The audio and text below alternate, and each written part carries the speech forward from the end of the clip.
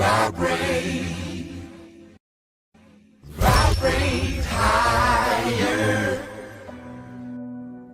like to tell you about the strangest secret in the world. Some years ago, the late Nobel Prize-winning Dr. Albert Schweitzer was being interviewed in London, and a reporter asked him, "Doctor, what's wrong with men today?" And the great doctor was silent a moment, and then he said, "Men simply don't think." It's about this that I want to talk with you. We live today in a golden age. This is an era that man has looked forward to, dreamed of, and worked toward for thousands of years. But since it's here, we pretty well take it for granted. We in America are particularly fortunate to live in the richest land that ever existed on the face of the earth, a land of abundant opportunity for everyone. But you know what happens? Well, let's take 100 men who start even at the age of 25. Do you have any idea what will happen to those men by the time they're 65? These 100 men who all start even at the age of 25 believe they're going to be successful. If you asked any one of these men if he wanted to be a success, he'd tell you he did. And you'd notice that he was eager toward life, that there was a certain sparkle to his eye, an erectness to his carriage, and life seemed like a pretty interesting adventure to him. But by the time they're 65, 1 will be rich. 4 will be financially independent. 5 will still be working. 54 will be broke. Now think a moment. Out of the 100, only 5 make the grade. Now why do so many fail? What has happened to the sparkle that was there when they were 25? What's become of the dreams, the hopes, the plans? And why is there such a large disparity between what these men intended to do and what they actually accomplished? When we say about 5% achieve success, we have to define success. And here's the best definition I've ever been able to find. Success is the progressive realization of a worthy ideal. If a man is working toward a predetermined goal and knows where he's going, that man is a success. If he's not doing that, he's a failure. Success is the progressive realization of a worthy ideal. Rollo May, the distinguished psychiatrist, wrote a wonderful book called Man's Search for Himself. And in this book he says, the opposite of courage in our society is not cowardice. It is conformity. And there you have the trouble today. It's conformity, people acting like everyone else without knowing why, without knowing where they're going. Now think of it. In America right now, there are over 18 million people 65 years of age and older. And most of them are broke. They're dependent on someone else for life's necessities. Now, we learn to read by the time we're 7. We learn to make a living by the time we're 25. Usually by that time, we're not only making a living, we're supporting a family. And yet, by the time we're 65, we haven't learned how to become financially independent in the richest land that has ever been known. Why? We conform. And the trouble is that we're acting like the wrong percentage group, the 95 who don't succeed. Now, why do these people conform? Well, they really don't know. These people believe that their lives are shaped by circumstances, by things that happen to them, by exterior forces. They're outer-directed people. A survey was made one time that covered a lot of men, working men, and these men were asked, why do you work? Why do you get up in the morning? 19 out of 20 had no idea. If you ask them, they'll say, well, everyone goes to work in the morning, and that's the reason they do it, because everyone else is doing it. Now let's get back to our definition of success. Who succeeds? The only person who succeeds is the person who is progressively realizing a worthy ideal. He's the person who says, I'm going to become this, and then begins to work toward that goal. I'll tell you who the successful people are. A success is the school teacher who's teaching school because that's what he or she wants to do. The success is the woman who's a wife and mother because she wanted to become a wife and mother and is doing a good job of it. The success is the man who runs the corner gas station because that was his dream. That's what he wanted to do. The success is the successful salesman who wants to become a top-notch salesman and grow and build with his organization. A success is anyone who is doing deliberately a predetermined job because that's what he decided to do deliberately. But only 1 out of 20 does that.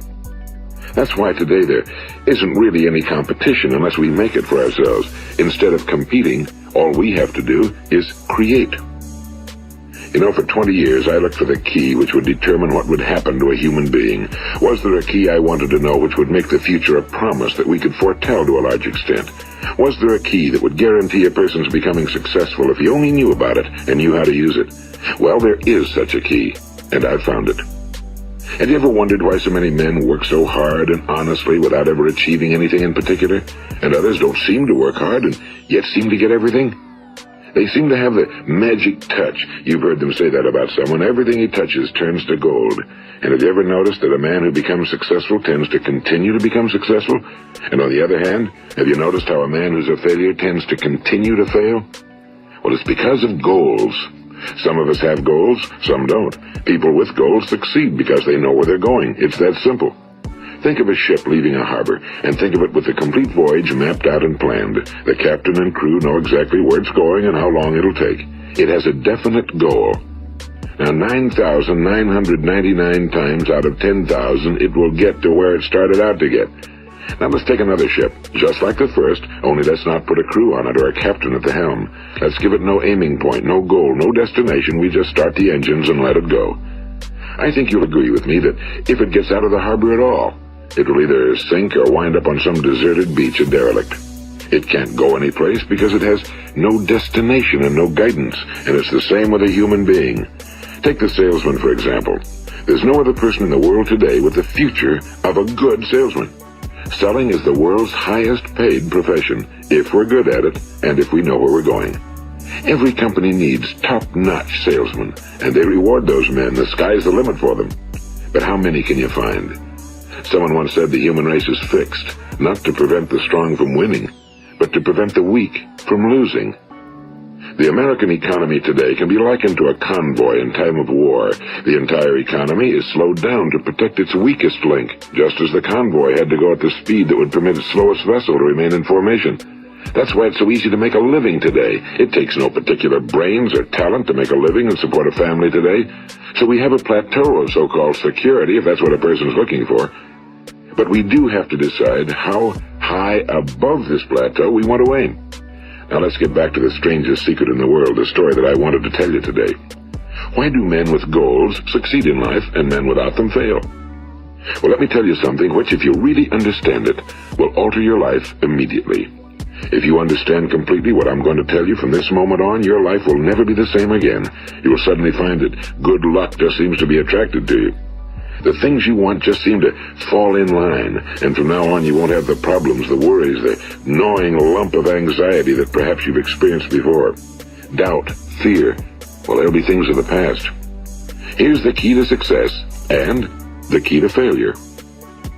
We become what we think about. Now let me say that again. We become what we think about. Throughout all history, the great wise men and teachers, philosophers and prophets have disagreed with one another on many different things. It's only on this one point that they are in complete and unanimous agreement. Listen to what Marcus Aurelius, the great Roman emperor, said.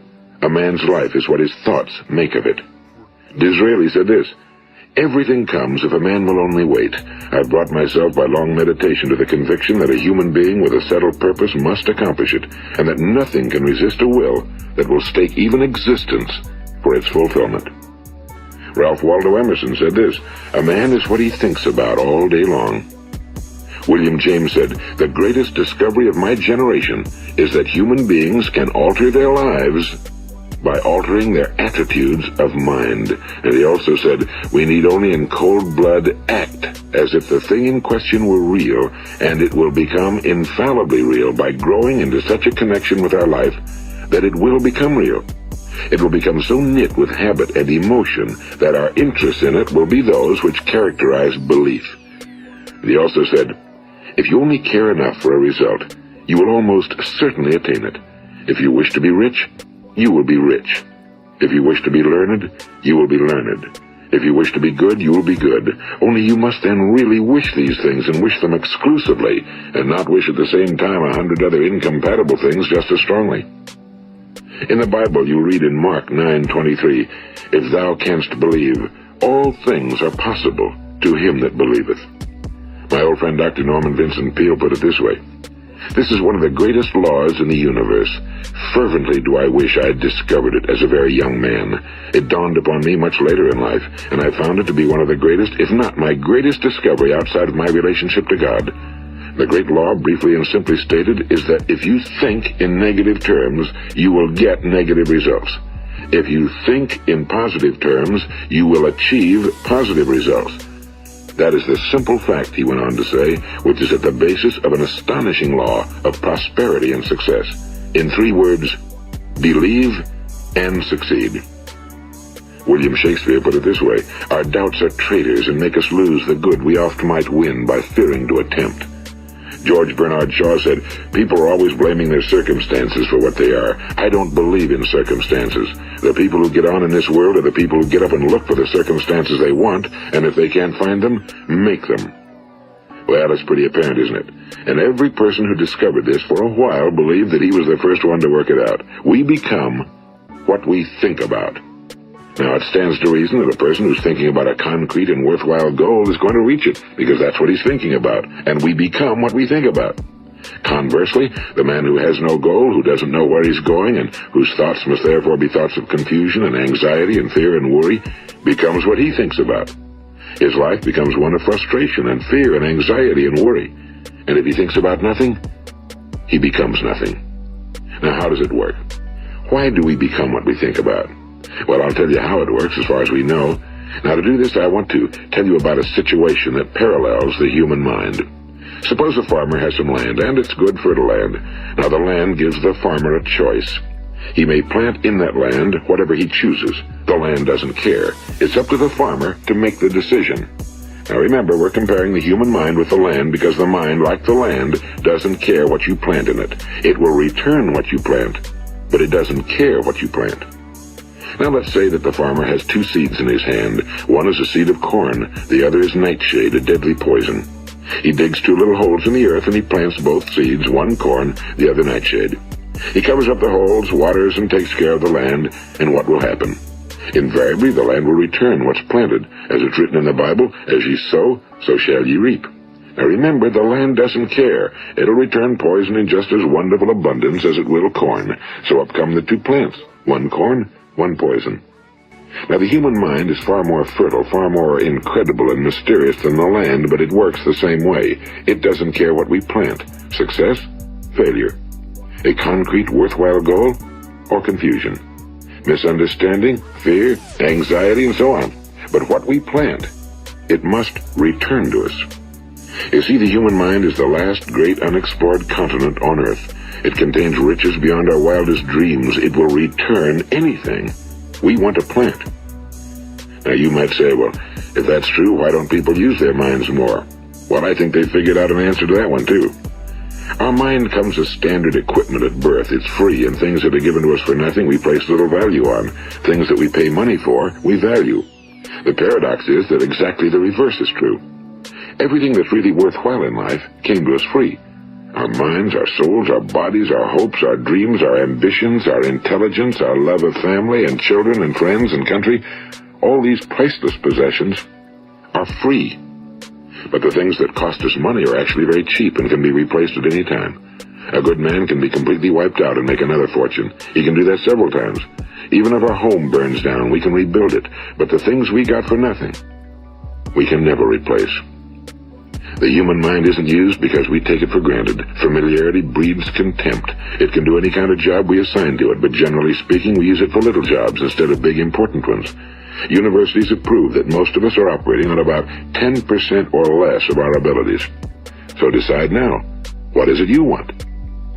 Plant your goal in your mind. It's the most important decision you'll ever make in your entire life. What is it you want? Do you want to be an outstanding salesman? A better worker at your particular job? Do you want to go places in your company? In your community? Do you want to get rich? All you've got to do is plant that seed in your mind, care for it, work steadily toward your goal, and it will become a reality. It not only will, there's no way that it cannot. You see, that's a law, like the laws of Sir Isaac Newton, the laws of gravity. If you get on top of a building and jump off, you'll always go down. You'll never go up, and it's the same with all the other laws of nature. They always work. They're inflexible. Think about your goal in a relaxed, positive way. Picture yourself in your mind's eye as having already achieved this goal. See yourself doing the things you will be doing when you've reached your goal. Ours has been called the phenobarbital age, the age of ulcers and nervous breakdowns and tranquilizers. At a time when medical research has raised us to a new plateau of good health and longevity, far too many of us worry ourselves into an early grave trying to cope with things in our own little personal ways without learning a few great laws that will take care of everything for us. These things we bring on ourselves through our habitual way of thinking. Every one of us is the sum total of his own thoughts. He is where he is because that's exactly where he really wants to be, whether he'll admit that or not. Each of us must live off the fruit of his thoughts in the future, because what you think today and tomorrow, next month and next year, will mold your life and determine your future. You're guided by your mind. I remember one time I was driving through eastern Arizona and I saw one of those giant earth-moving machines roaring along the road at about 35 miles an hour with what looked like 30 tons of dirt in it. A tremendous, incredible machine. And there was a little man perched way up on top with the wheel in his hands guiding it. And as I drove along, I was struck by the similarity of that machine to the human mind. Just suppose you're sitting at the controls of such a vast source of energy. Are you going to sit back and fold your arms and let it run itself into a ditch? Or are you going to keep both hands firmly on the wheel and control and direct this power to a specific, worthwhile purpose? It's up to you. You're in the driver's seat. You see, the very law that gives us success is a two-edged sword. We must control our thinking. The same rule that can lead a man to a life of success, wealth, happiness, and all the things he ever dreamed of for himself and his family. That very same law can lead him into the gutter. It's all in how he uses it, for good or for bad. This is the strangest secret in the world. Now, why do I say it's strange, and why do I call it a secret? Actually, it isn't a secret at all. It was first promulgated by some of the earliest wise men, and it appears again and again throughout the Bible, but very few people have learned it, understand it. That's why it's strange, and why for some equally strange reason it virtually remains a secret. I believe that you could go out and walk down the main street of your town and ask one man after another what the secret of success is, and you probably wouldn't run into one man in a month who could tell you. Now, this information is enormously valuable to us if we really understand it and apply it. It's valuable to us not only for our own lives, but the lives of those around us, our families, employees, associates, and friends. Life should be an exciting adventure. It should never be a bore. A man should live fully, be alive. He should be glad to get out of bed in the morning. He should be doing a job he likes to do because he does it well. One time I heard Grove Patterson, the great late editor-in-chief of the Toledo Daily Blade, make a speech, and as he concluded his speech, he said something I've never forgotten. He said, "My years in the newspaper business have convinced me of several things. Among them, that people are basically good, and that we came from someplace, and we're going someplace. So we should make our time here an exciting adventure. The architect of the universe didn't build a stairway leading nowhere." And the greatest teacher of all, the carpenter from the plains of Galilee, gave us the secret time and time again. As ye believe, so shall it be done unto you. I've explained the strangest secret in the world and how it works. Now, on this side, I want to explain how you can prove to yourself the enormous returns possible in your own life by putting this secret to a practical test. I want you to make a test that will last 30 days. It isn't going to be easy, but if you'll give it a good try, it will completely change your life for the better.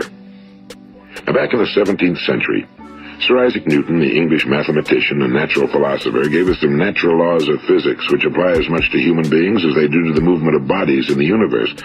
And one of these laws is that for every action, there is an equal and opposite reaction.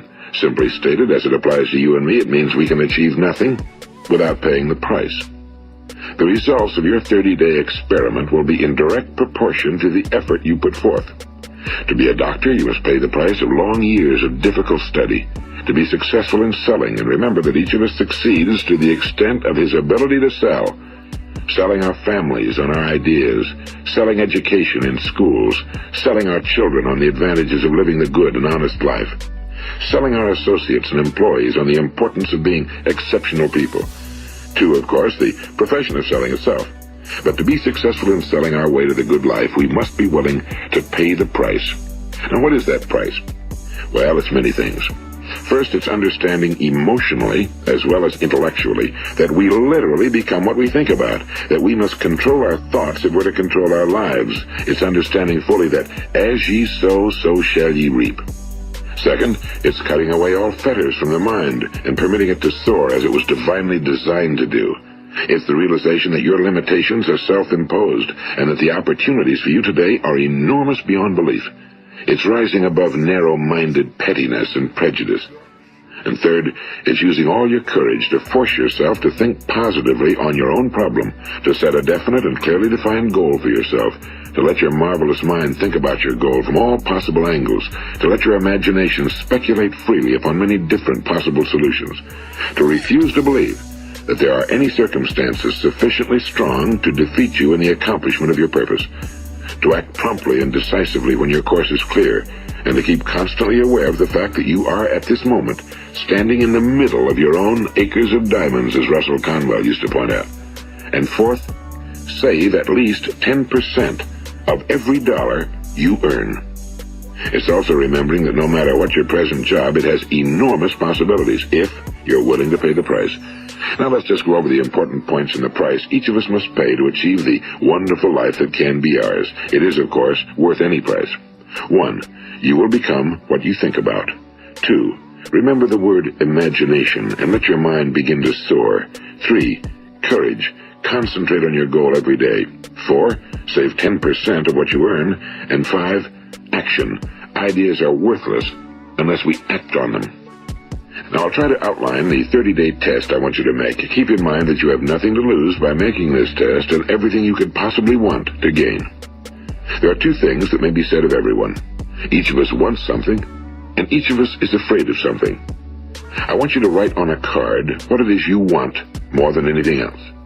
It may be more money. Perhaps you'd like to double your income or make a specific amount of money. It may be a beautiful home. It may be success at your job. It may be a particular position in life. It could be a more harmonious family. Each of us wants something.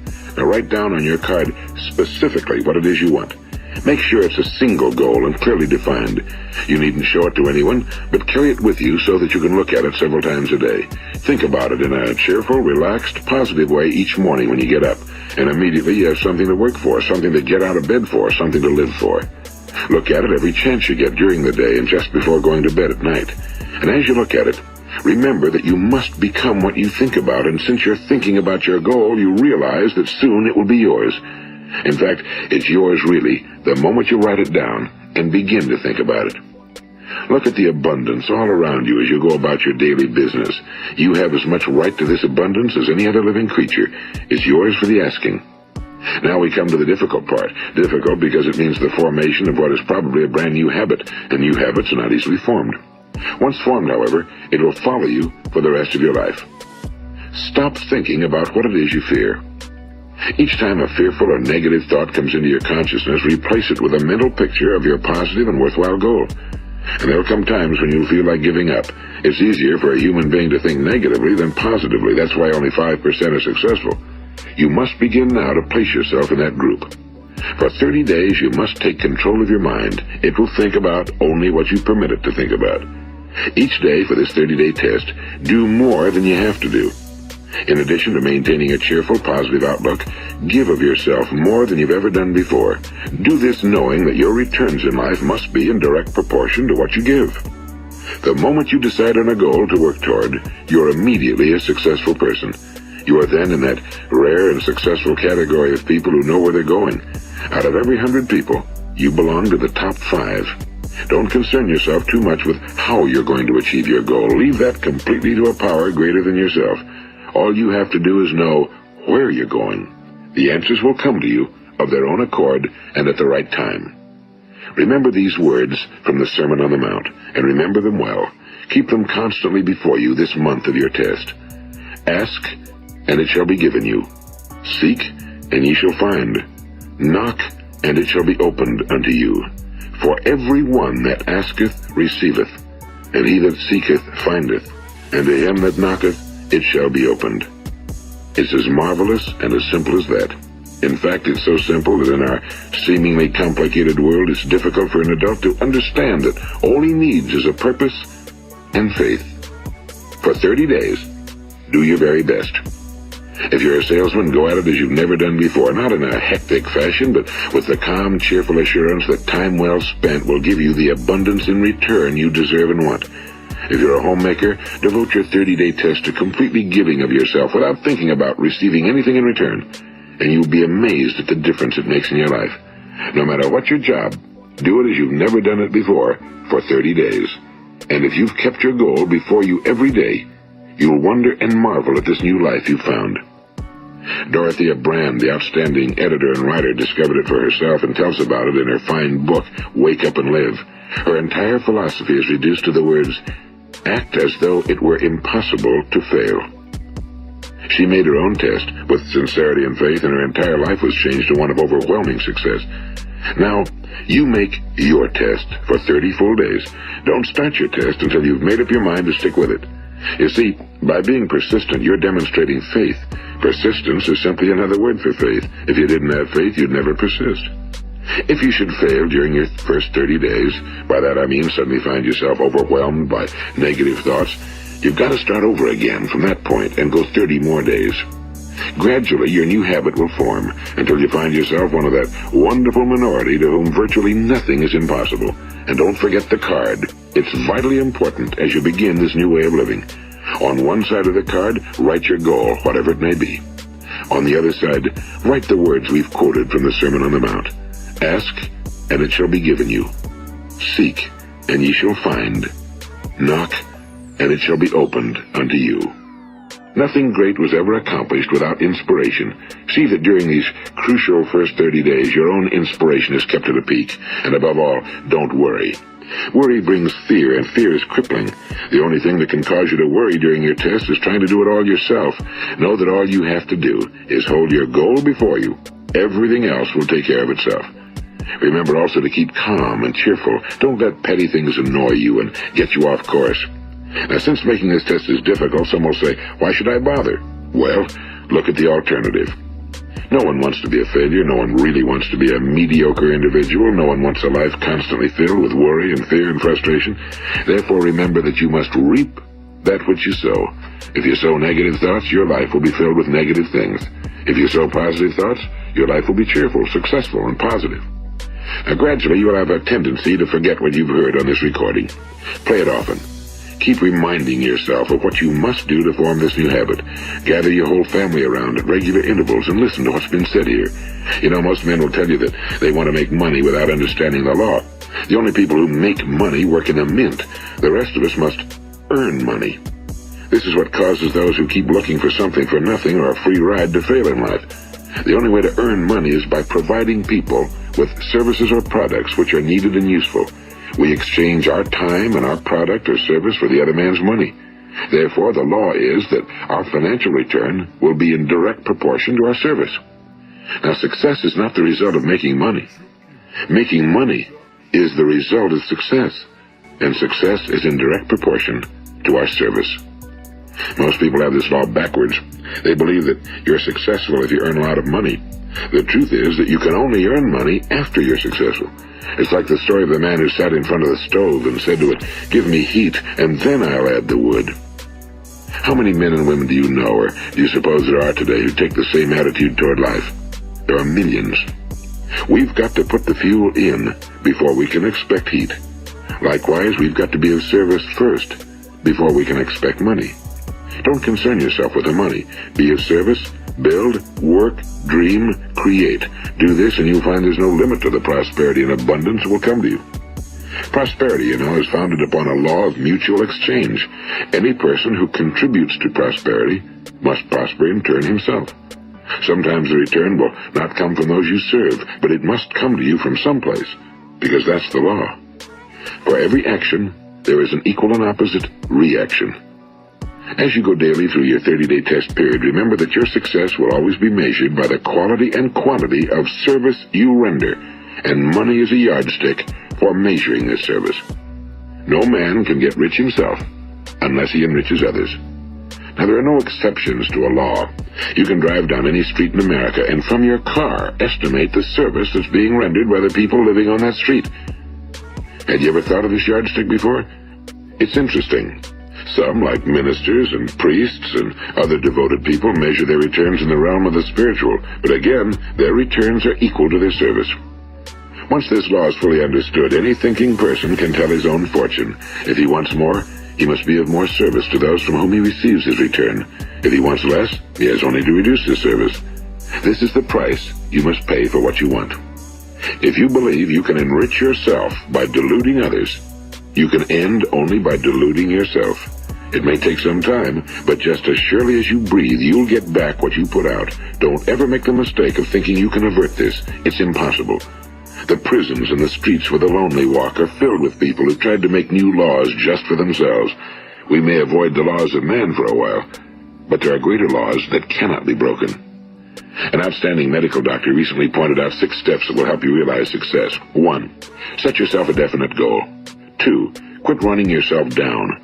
3. Stop thinking of all the reasons why you cannot be successful and instead think of all the reasons why you can. 4. Trace your attitudes back through your childhood and try to discover where you first got the idea you couldn't be successful, if that's the way you've been thinking. 5. Change the image you have of yourself by writing out a description of the person you would like to be. And 6.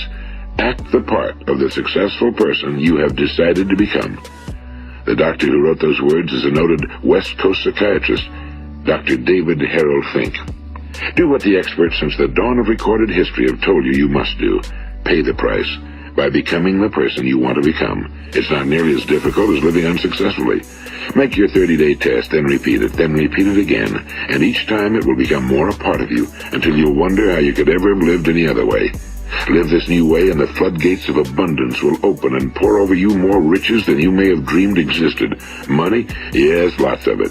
But what's more important, you'll have peace. You'll be in that wonderful minority who lead calm, cheerful, successful lives. Start today. You have nothing to lose, but you have a whole life to win. This is Earl Nightingale, and thank you.